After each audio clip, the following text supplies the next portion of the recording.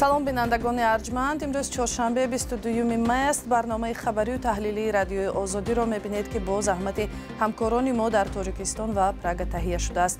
ҳоло шуморо бо мавзӯъҳои асосии ин барнома шинос мекунем. то 65 000 сомони ҷарима барои фурӯхтану пӯшидани либоси ба истилоҳ бегона. парлумони Тоҷикистон аз ин роҳ назоратро бар либоси занона сахттар мекунад. чӣ хеле ки дар дили ман махфуе, ман ҳам чиза мепӯшам. ҳар одам ба хости дили худаш либос мепӯшад. 10 сол зиндон ба як сокини Тоҷикистон. миллионҳо сомонии мардум чӣ шуд? даъвогарон аз сарнавишти пулашон нигаронанд. вай танҳо набуд. вай 3 нафари дига бо мардаку қатишон буданд. дар Бритониё роҳи наву пешрафтаи табобати мушкили ношунавоиро кашф карданд ки умеде барои дармони бисёр кӯдакон хоҳад шуд. дар Тоҷикистон парлумон пӯшидани либоси ба истилоҳ бегона ба фарҳанги миллиро манъ карду ҷарима таъин намуд. тағйирот ба қонун оид ба танзими ҷашну маросимҳо ҳафтаи гузашта қабул карда шуд. акнун ба Тоҷикистон ворид кардану фурӯхтан ва дар ҷойҳои ҷамъиятӣ пӯшидани ба истилоҳ либосҳои бегона манъ шудааст. ҳарчанд дар қонун мушаххас гуфта нашудааст ки либоси бегона чӣ аст, бо нигоҳ ба таҳаввулоти гузашта бисёриҳо дарк мекунанд ки гап дар бораи сатру ҳиҷоб аст. гузориши Иршод Сулаймонӣ ва Амир Исоев. аз 8000 то 65000 сомонӣ ҷарима барои воридот, фурӯш, тарғиби либосҳои ба фарҳанги миллӣ бегона, инчунин дар ҷойҳои ҷамъиятӣ пӯшидани чунин либосҳо. инро моддаи 18 тарҳи нави қонун дар бораи танзими ҷашну маросим дар ҷумҳурии Тоҷикистон пешбинӣ мекунад. тарҳро 8 май вакилони маҷлиси намояндагон пазируфтанд. меъёри манъкунанда вуҷуд дорад. طبق ضوابط ماده 481 دیگر کردار و دیگر حقوق ویرانکنی مأموری هنگام رعایت نکردن طلبات قانونگذاری جمهوری تاجیکستان درباره تنظیم جشن و مراسم کردار حقوق ویرانکنی مأموری پیشنهاد شده است. این منع شدگی است خلاص. در مجموع برای رعایت نکردن طلبات این قانون برای شخصان واقعی 7920 و برای شخصان منصبدار 39600 سامانی جریمه پیش بینی میکند. дар як видеое ки рӯзҳои ахир дар шабакаҳои иҷтимоӣ даст ба даст мешавад ки зоҳиран дар даромадгоҳи яке аз беморхонаҳо аст, масъулон ба занҳои сатру ҳиҷобпӯш мегӯянд ки бо ин либос 3500 сомонӣ ҷарима мешаванд.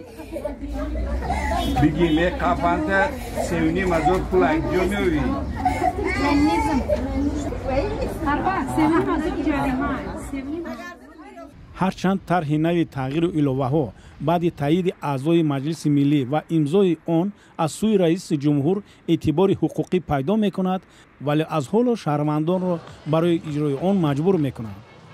аммо ин қонун ва қонунгузории дигари Тоҷикистон муқаррар накардааст ки манзур аз либосҳои ба фарҳанги миллӣ бегона чист. либоси миллии мо ҳар вақт тағйир меёфт ва элементҳои гуногуни ворид мешуданд. дар замони шӯравӣ масалан элементҳои русӣ. ҳозир ман Европа равам, масалан як рӯз миллӣ мепӯшам, рӯзи дигар аврупоӣ. ана чиз яъне озодӣ дар либоспӯшӣ низ бисёр муҳим. лекин ин маънӣ надорад ки ҳамин қоида бошад, яъне ки қонун бошад ки ман аз ҳамин либос берун набаромӣ. хандаовар. коршиносон мегӯянд зоҳиран манзури қонун аз либоси миллӣ пӯшиши занҳо аст. ҳарчанд дар худи қонун ишорае ба ин нест. аз сӯи дигар дар Тоҷикистон андешаи яксон дар мавриди либоси миллӣ вуҷуд надорад. аслан либоси миллӣ аз либоси аврупоӣ фарқиятш дар он аст ки дар либоси миллӣ нақшу нигори тоҷикӣ дохил карда шудааст. ба ҳамин хотир фарқияти аврупоӣ аз либоси миллӣ дар ҳамин нақшу нигор мебошад. аз аврупоӣ фарқиятш дар ҳамин аст ки бояд либоси миллӣ на кӯтоҳ бошаду на беостину бевай бошад. бархе сокинон мегӯянд барояшон пӯшидани либоси мувофиқи завқашон роҳаттар аст. ман бисёртар мехоҳам ки ҳозир ба манитар пешам. ҳай ҳиҷоб сатр барои зани тоҷик ҳам хеле аст ки барои пеши баъшам маҳкам кардан як хелош сатр мебандан ай ҳад беш бекораи бадай ва хеле сатр зани тоҷик да зебанда нест. чӣ хеле ки дар дили ман махфуе, ман ҳам чиза мепӯшам. ҳар одам ба хости дили худаш либос мепӯшад. چندی از ساکنان دوشنبه شکایت دارند که میلیون ها سامانی آنها را زن با وعده تجارت از خود کرده برنگردانده است. به قول جبردیدگان آنها با زلفیه ربی و نامزن تجارت داشتند و در مدت کوتاه $10,000 را از دست دادند. این زن را برای قلابی به 10 سال زندان محکوم کردند، ولی سرنوشت پولهای جبردیده ها معلوم نیست چی می شود. گزارش الشیر ظریفی و برات یوسفی در همین باره است. شکایت دستجمعانه شهروندان سبب شد که یک زنی به گفته خودش صاحبکار به 10 سال زندان محکوم گردد. آنها شکایت کردند که زلفیه ربیعова با فریب مبلغ‌های کلان این ساکنان را به وعده تجارت و درآمد چند برابر از خود کرده است. در مجموع 8 میلیون هم اودیت وای کردگی 8 میلیون سوم. فقط میلیون سوم. پیش ایامی فاند فریب‌هاش ما در پیشتر زنه کمش نمی‌شناختیم. نه نمی‌شناختم. با گفته این جبردیده زلفیه ربیعова با همین راه سرمایه بیش از 30 نفر دیگر را گرفته برنگردانیده است. بعضی از جبردیده ها میگویند این زن نمیتوانست با تنهایی و بی پشتیبانی چنین کاری را انجام دهد. سوجاده میگه من تنها بودم، امودا میگه که ما آدم داشتم. وقتی و время امی رابو کار کردن مدوایده وای تنها نبود. وای 3 نفری دیگه با مردکو قطعشون بودن. با تلفن وقتی گپ میزدیم وای میگفت که ما آفیس دایم وای دایم. همچنین نخ آواز مردکو میبرومد. даже وای یگون پرابلم میشد وای اجازت میپرسید ای وایو که همین کاری همینای ما انمی وقت حل کنم یا نه. وای که اجازت میدادن انا нам решила это проблема. мавлуда раҳматуллоева иддао дорад ки маҳкумшуда зулфия рабиева наздики 3 миллион сомонии ӯро барнагардонидааст. бо гузашти тақрибан 6 моҳ аз эълони ҳукми зулфия рабиева ҷабрдидаҳо наметавонанд пули худро пас гиранд. онҳо барои ҳалли ин мушкилашон ба мақомот аз ҷумла додситони кулли тоҷикистон, дастгоҳи раисҷумҳур, вазорати умури дохилӣ муроҷиат кардаанд. дар қарори додгоҳ омадааст гуноҳи маҳкумшуда собит шуда ва худи ӯ низ ба кирдораш иқрор гаштааст. вакили дифои ҷониби маҳкумшуда мегӯяд барои баргардонидани пули ҷабрдидаҳо нафари зери ҳимояташ бояд дар озодӣ бошад. рабия зулфия гуфт ки ман заказ кардам бором маблағ равон кардам дига на боромад на пул проблемаҳо шидаги гуфт амил масъалаи дода гирифташонда бо кадом аму ҷое ки бор заказ мекунай магазино айҷо амуда камтар вақт дар кор ки амо нега бартараф шава ино дига ҷабрдидаҳо тоқат накарданд. намедонам тақдири маблағҳо ё чӣ мешавад. дар гузашта чанд шеваи фиреби аҳолӣ ифшо шудааст ки калонтарини онҳо бо номи муҳра бизнес маъруф гашт. бо вуҷуди он ки ҳар дафъа мардум огоҳ карда мешаванд ки аз пайи даромади боварнакарданӣ ва осон фиреб нахӯранд, чунин ҳодисаҳо бозу боз рӯй медиҳанд.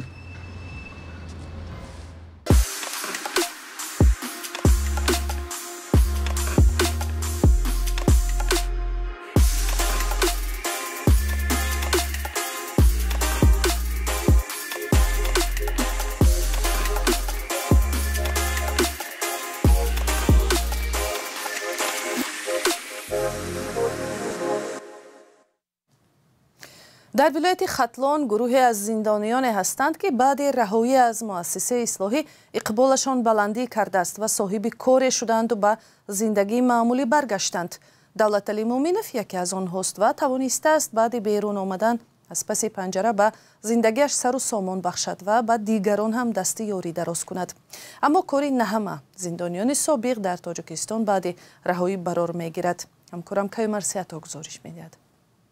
دولتعلی مومنوف ساکنی 54 ساله دهه آرزو در ناحیه کوشانیان بیشتری وقتش را در همین کارگاه با ساختن اسباب ضروری برای کشاورزی سپری می کند. سال 2012 و یک سال بعد از ادای حکم زندان این کارگاه را باز کرد. روزهای اول آزادی و هنگام جستجوی کار پاسخهای ناامید کننده می گرفت. خودم که بعد از محبس راندم سودا کردم سگ همراهت گپ نمیزد. با این مشکلی که خودم گذاشتگی بودم حرکت دیگه با دیگران یاردم دیم که با این خیلی مثلا متهم یا سرخم پیش هر کس محتاج هیچ کس نباشد. کارگاهی که دولتعلی رهبری میکند بزرگ نیست ولی همچون صاحبکار اجتماعی گاهی به هم تقدیران خودش کمک میرساند. میام اینا به نظر میاد نفرهایی که مثلا آزاد میشوند میخوان از پیش زندگی باشن و کشاورزی مشغولن اسباب بعض اکثریتشون قرض میتیم یاردم میتیم بعضی‌هاش اکثریت همین خیلی هم طوفان یا برای جای یاردم میدیم با شرطی که استفاده برده کار کنه. به خود دولتعلی سازمان اداره حقوق انسان و رعایت قانونیت کمک کرد، آموزش داد و برای کار اسباب کفشیرگری داد. همراه او 7 زندانی سابق دیگر از جمله زنان هستند. در یک سال اخیر به بخش خطلانی اداره حقوق انسان و رعایت قانونیت 50 محبوس سابق برای کمک جهت تهیه حجت‌ها، بیکاری و مشکل دیگر مراجعت کردند. دو سه تا من همی از محبس آزاشته که هم کار گفته که اینا ملکه که کار میکنن این کس به معاش میتید، این هم یک طرح خوب است. دولتعلی شاید یکی از زندانیان سابق است که طالعش بلندی کرده است و کار یافته و به زندگی معمولی برگشته است. هزاران نفر از زندانیان دیگری هستند که بعد از ادای حکم کار نمی‌یابند و حادثه های بود است که بر قصدانه جنایت کردند تا دوباره به زندان برگردند و جای خواب و نان برای خوردن داشته باشند. معالجه ژنتیکی حسی شنوا. پاره از گزارش خیلی خوبی همکاران ما را شنیده. در بریتانیا تخمینا نیم سال بعد از عملیات آزمایشی ژنتیکی حس شنوایی یک کودک برقرار شده است. او دیگر به استفاده دستگاه تحکیم صدا نیاز ندارد. طبیبان از نتیجه کارشان خوشحال بودند و امیدوارند که این راه طبابت حس شنوایی هزارها شخص نیازمند را برقرار کرده میتواند. تفصیلات در گزارش شهلای گلخواجه. معالجه ژنتیکی حس شنوایی یک کودک را برقرار کرده است. خدمات ملی بهداشت بریتانیا اطلاع می‌دهد که اوپال سندی از حس شنوایی کاملا محروم به دنیا آمده بود. خدمات می‌افزاید او جوانترین بیماری میباشد که به شرافت استفاده اصول آزمایشی شفا یافته است. مادر اوپال تاکید می‌کند که اولین نشانه‌های پیدایش حس سامیه دخترش بعد 24 هفته معالجه ظهور نمود. با فکرم به ما امکانی نادری طبابت داده شد که به سلامتی دخترمان تهدید و یا ضرر نمی رساند. با فکرم صرف نظر از مشکلی های فرزندان بسیاری از والدان می خواهند که به آنها نیز چنین امکانی معالجه اطفال داده شود. ارزش دارد. بله، من در کار بودم که به من پیام فرستادی و خبر دادی بهبود مشاهده کرده ای. من گفتم شاید تصادف باشد و اوپال به یگان چیز دیگر عکس العمل نشان داده باشد. وقتی به خانه آمدم اولین کاری که کردم جهاز تقویت صدا را از گوش دخترم بیرون کردم. پروفسور منوهان بانس جراحی گوش در شفاخانه اسپایر کمبریج لی میگوید استفاده این اصول معالجه ژنتیکی برای درمان بیماری‌های مختلف کودکانه که باعث از دست دادن حس شنوایی می‌گردند کمک بزرگ می‌رساند. ما عملاً حس شنوایی را برقرار می‌کنیم. ما ضرورت جای دادن جهاز تحکیم دهنده آواز که باید هر سری چند وقت وصل کرده شود نخواهیم داشت. اکنون سوال شاید این باشد که کی این اصول آزمایشی طبابت مردمی ناشنوا برای بیماران در دیگر گوشه و کنار عالم دسترس خواهد شد. و یک خبر دیگر، امروز سه دولت اروپایی نروژ، ایرلندیا و اسپانیا دولت فلسطین را به رسمیت شناختند. این تحولات تاریخی بلافاصله مورد محکومیت اسرائیل و استقبال فلسطینی ها شد. اسرائیل سفیرانش را از نروژ، ایرلندیا و اسپانیا فراخواند. اعلان اعتراف دولت فلسطین یک پای دیگر نشر شد. اول شده نخست وزیر نروژ یوناس گار ستوره گفت بدون این اعتراف صلح در خاورمیانه ناممکن است. قرار رسمی درباره به رسمیت شناختن دولت فلسطین 28 می به اجرا می درآید. از 193 دولت عضو سازمان ملل متحد 138 کشور استقلالیت دولت فلسطین را اعتراف کردند. تاجیکستان از سال 1992 با دولت فلسطین مناسبت‌های دیپلماتی برقرار کرده است و آگوست پارسال در دوشنبه سفارت دولت فلسطین باز شد. نشر امروزه اخبار آزادی با همین به آخر میرسد. تشکر که تا این لحظه ها با ما بودید. ولی خبر و ویدیوهای بیشتر را می توانید هر وقت در وبسایت ما azadi.org دسترس کنید. اینچنین به صحیفه های رادیوی آزادی در فیسبوک و اینستاگرام، تیک تاک و ادنکلاسنی که وارد شوید.